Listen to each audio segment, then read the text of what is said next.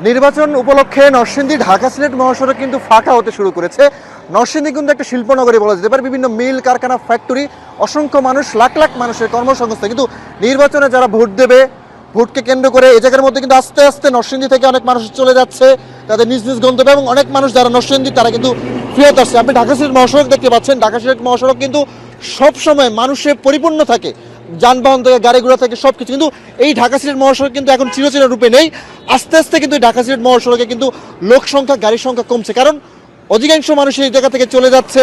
এবং বিশেষ করে যে নির্বাচনের যে আমেজ থাকে, সেই আমেজটা কিন্তু এখন পরিপূর্ণতা লাভ করেছে। এই জায়গায় একজন ব্যক্তি রয়েছে, তার কথা বলতে চাচ্ছি। কি অবস্থা বলেন তো? আসসালামু আলাইকুম রহমতুল্লাহ। আলহামদুলিল্লাহ, অনেকদিন পর আমাদের বাংলাদেশের জনগণ একটা অবাধ সুষ্ঠু নির্বাচন দেখতে যাচ্ছে। এই জন্য রাস্তাঘাট অনেক ফাঁকা হয়ে গেছে।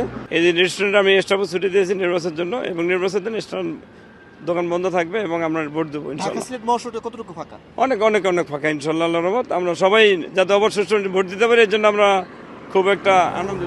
আরেকটা বিষয় কি, নরসিংদীর বিভিন্ন ভোট কেন্দ্র থেকে শুরু করে রাস্তার মধ্যে কিন্তু আইন শৃঙ্খলা বাহিনীও কিন্তু একটা সরব উপস্থিতি দেখা গেছে, এবং সুষ্ঠু নির্বাচনের আশায় কিন্তু নরসিংদীর লাখ লাখ মানুষ এখনো স্বপ্নে আছে এমন অবস্থান করছে। নরসিংদী থেকে আমার কাছে এতটুকু ছিল।